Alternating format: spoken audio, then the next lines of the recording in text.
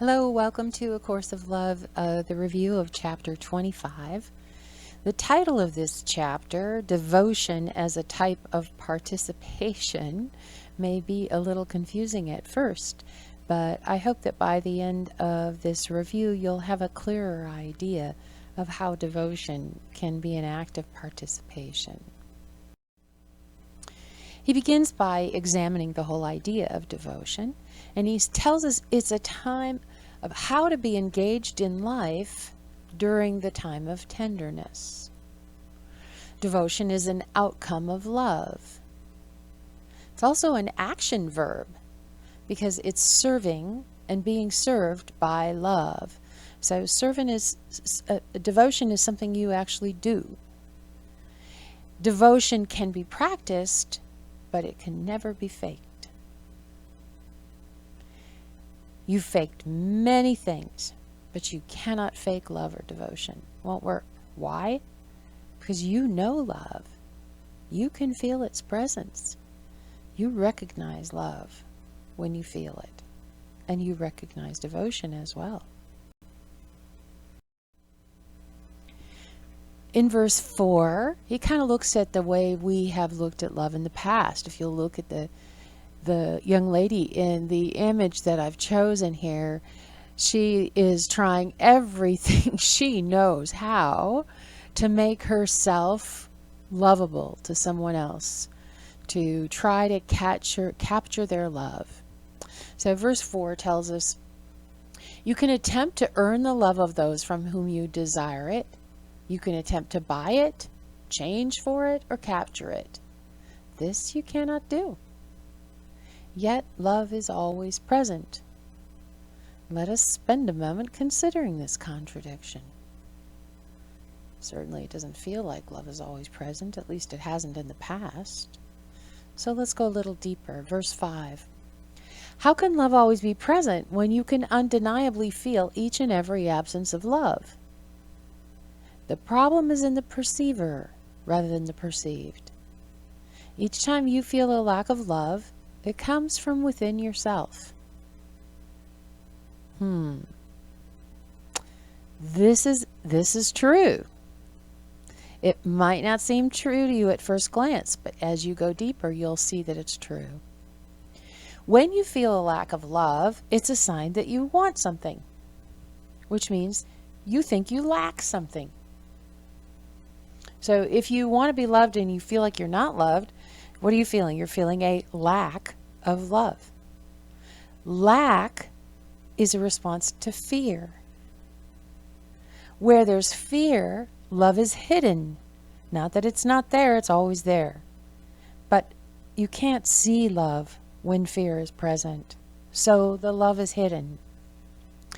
When you choose fear, you are the one rejecting love. You are keeping its presence hidden from you.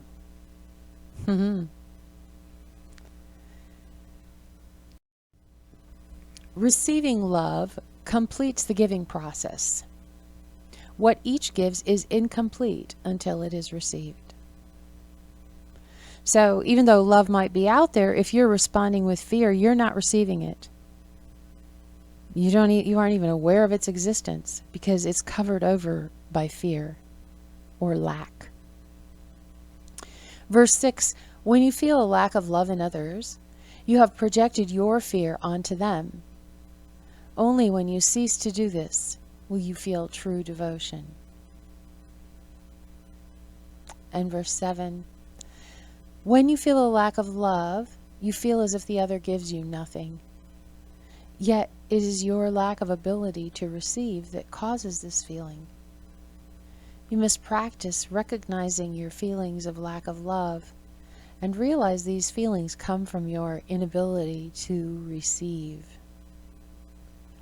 So when we were reviewing this in class, we like to use examples, and the example came up of someone was checking out in a line at the store, and there was a woman behind them who was just acting really put out and offended that it was taking so long. And so, the question arose, how is that love? That doesn't look like love. How is that love? And how is my lack of love causing her to do that? Because that's how the mind reasons with it. But if you look a little more deeply, you realize that if you're in a position where you see as she's acting out, or in any other situation where someone appears to be acting out, there's a recognition that whatever it is that they're experiencing is not connected to you. It's not about you. It's about whatever is going on with them. And if you drop underneath that behavior, you'll notice that it's just a cry for love. As A Course in Miracles teaches us, everything's either love or a call for love. Really, their behavior is a call for love. So there's no reason for you to take personal offense because this person is calling for love. In fact, you can turn and smile and join them in a genuine way, not in a fakey, let me try to be nice way, but in a genuine way, join with the part of them that wants love. You know that place, and you can offer it to them. Devotion is not looking to get something. It knows giving and receiving are one, so it gives freely, without reservation. It's not worried about anything. It's not worried about what it's going to get back, or how it's going to be received, or how you're going to be perceived. It's not it at all. It's just the joy of giving, the joy of loving.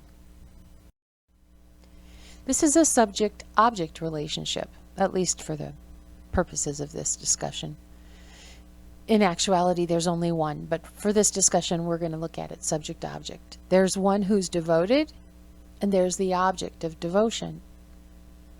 Now he brings up beliefs that keep us from being devoted, and beliefs that contribute to that. So let's look first at beliefs that are out of harmony with devotion.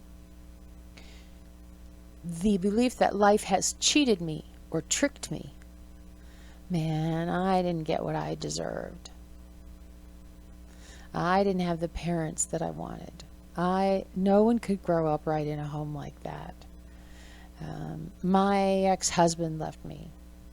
Whatever it is, that belief that you've been cheated or tricked somehow will keep you from living a life of devotion. Excuse me. I'm here to achieve some ideal state. Boy, I'm really working on myself. I'm really trying to fix myself. And when I get there, then I'm going to be able to love. Then I'm going to be free. That belief is going to keep you out of devotion as well. Humans have fallen from grace. We screwed up. We're doing it wrong. Human beings can be so mean sometimes. Can you believe bullies? Can you believe what's going on with terrorists? Why would anyone act that way? All of these beliefs come from the fact that humans are not good. That belief is keeping you out of devotion. Some living things are more important than others.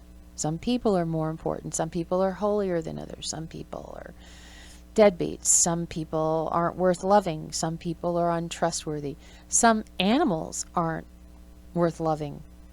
People are more valuable than animals, than our trees, than our plants.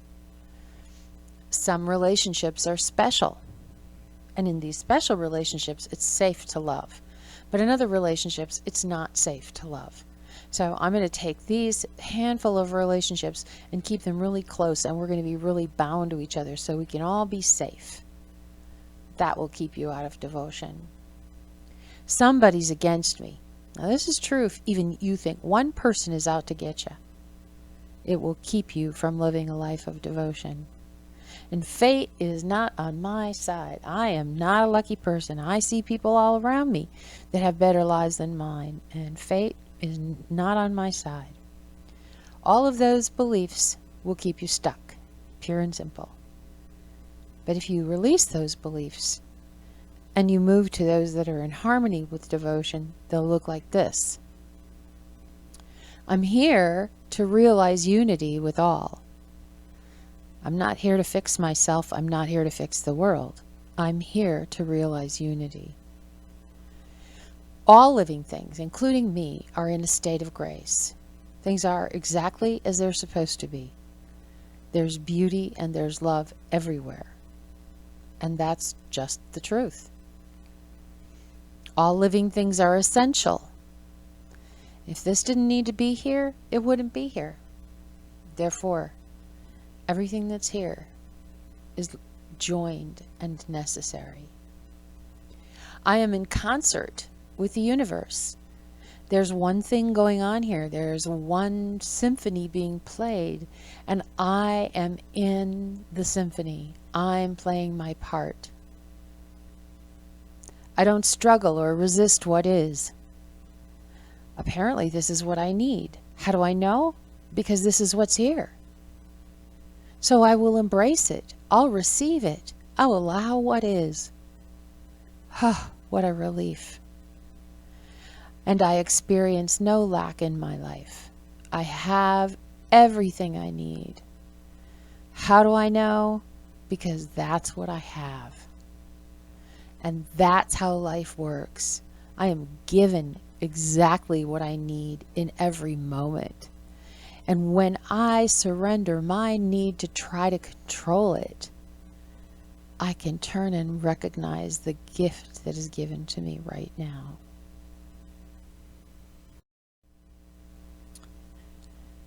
Now we're going to talk about invulnerability. What a fascinating subject. Verse 12, during the time of tenderness, you will learn through the practice of devotion to identify and reject all such attitudes and to adopt an attitude of invulnerability. Now, we usually think of invulnerability as being, I'm cold and armored and untouchable. No one can touch me. This is the opposite. Not only does everything touch me, I'm one with it all. Verse 13. The time of tenderness is a time of healing. And as you are healed, you will realize you're no longer vulnerable to being wounded. Fear of being wounded, physically, mentally, emotionally, and spiritually, has kept you from engaging with life. We've all been on the defensive because we felt like we could be hurt. When we allow what is to be, when we accept that the symphony of life that's happening is exactly as it should be, and we receive it, now we don't have to be worried about being wounded anymore. So how am I going to be hurt? You're going to hurt me physically? Okay, I might experience some pain, some physical pain if you hurt me physically, but I know what to do with my physical pain now. I know that I can sit with it and allow it because everything that's happening to me is exactly what's supposed to happen. So I don't resist it. I allow it to happen. If you kill me, that's okay. I'm not this body. How about if I could be wounded mentally? Oh, something that you say could totally mess up my belief system and send me off into a world of despair because what I believe isn't true. You can't really do that to me anymore because everything that I believe, I've actually experienced. There's an actual knowing about my beliefs now. And if I run up against something that doesn't seem true, all I have to do is investigate it. I just do inquiry. So I'm really invulnerable mentally. And how about emotionally? If you hurt me emotionally, if you say you love me and then you behave in a really unkind way toward me, yeah, I might feel a loss. But I know where to go with that loss now.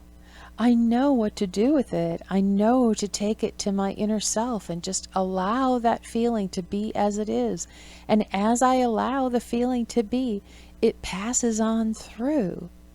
And I am left not wounded.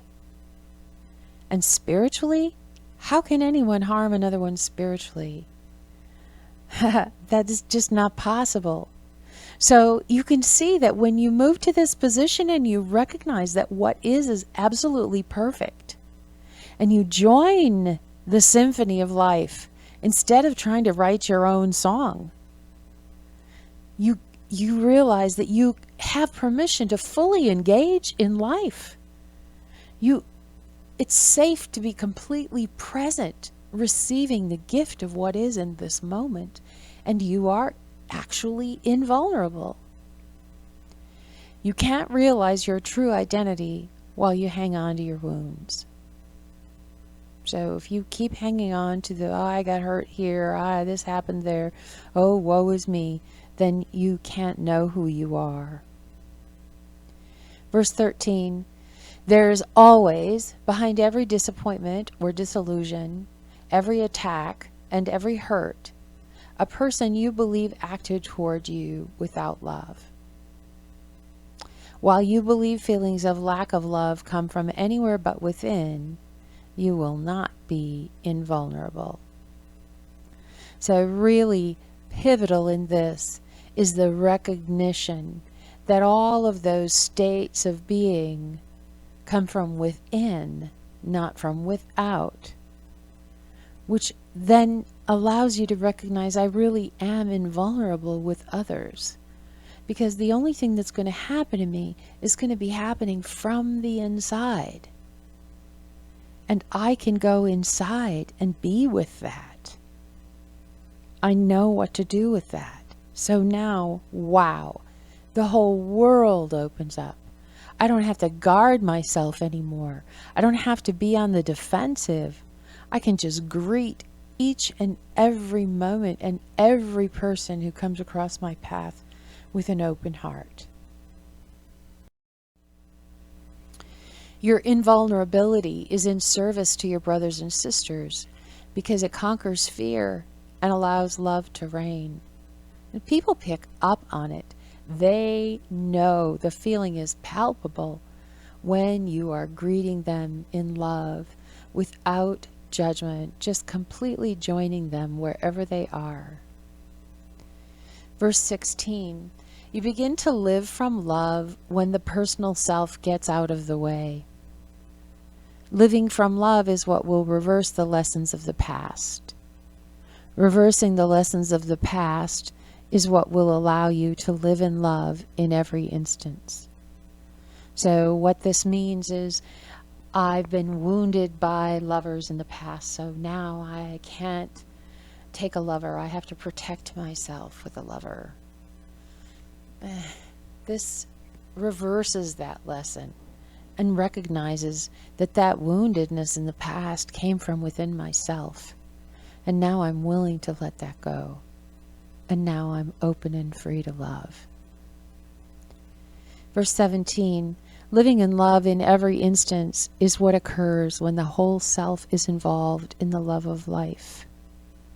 There are no parts of the self fractioned off and holding resentments. There are no parts of the self living in the past or the future. All selves are joined in wholeheartedness. The one self is solely involved in living love, in walking through life, greeting each moment with an open heart. At first, it will feel like not much that you are doing matters. You may seem to have less purpose. You'll question your job, your patterns, and your habits.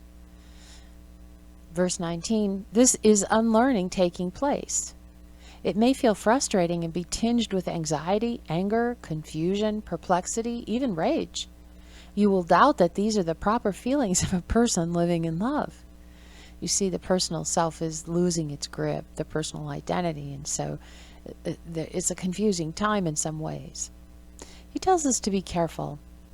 Verse 20, your personal self will be looking for a place in which to reside. It will be looking for identity. Be patient during this time, and your new identity will emerge. Do not seek for praise or acknowledgement of your creations at this time. So you're just kind of in this space of letting go of the personal identity and yet not being totally comfortable with the true self. So just cut yourself some slack. Know that this is normal, that you're going to want to rush in and change everything, but it's not about changing anything on the outside. It's really just being patient. Verse 21, until wholeness of the self is complete, discernment is necessary. And you practice discernment in verse 22 by being still and awaiting wisdom. So you're at this place, you're letting go of the old identity, and it feels confusing, and it feels like you want movement, you want something different from what you had before, but you don't know what that is, and there you are. Feels almost stuck. So what he's saying is, when decisions come up, when feelings arise, now is the time when discernment is essential. So you don't ask the old identity, the mental resources for an answer to what to do here. You go to the higher self. And where do you find the higher self, your true self? By being still and waiting for the answer. It's that simple. So if there's something that needs to be decided, just get still. Find out what's there. Decisions and choices will seem to be more frequent. If you're impatient with things as they are, you may want to force change. Your impatience is a sign for readiness for change without requiring action on your part. And this, of course, leads back to what we were talking about on the previous slide, that you're going to want some kind of movement. It's okay, just be patient. When action is required, this is exactly the time when stillness is most needed. So instead of just jumping in and taking action, there's a tendency to use the processes of the mind at that point. So that's exactly the time when you get still. Verse 23, I love the way it presents it. You might think of this time of stillness as a time of consulting with your new identity. Simply sitting quietly and posing the question or concern that is in need of appropriate action will suffice. When an answer comes to you, acknowledge that it is an answer from your true identity and express appreciation for it. So really, when you're getting still, you're going to your true self. You're consulting there. You will know you have reached success at discernment when you've turned it over and allowed it to be responded to in a new way. And this cracks me up, because this actually happens. This is true. As you practice this, you'll see it. When you're guided to act in ways that are contrary to usual patterns of action you've taken in the past, you will often meet with resistance. Remind yourself that you have nothing to lose. So the mental system within you has developed certain standards of behavior. This is a good response to this. This would be a good response to that. When you actually use discernment and you go in with an open mind and allow the question or the decision to be put forward, you will often be surprised at what you're directed to do. It's often directly the opposite of what you would have done if you were choosing with your mind. Just remind yourself, it's okay. What have I got to lose? I can try it differently. I can do it this way. Let's see if it works. You are being asked to be fully engaged with life while taking the time for discernment, to put stillness before action. So this works.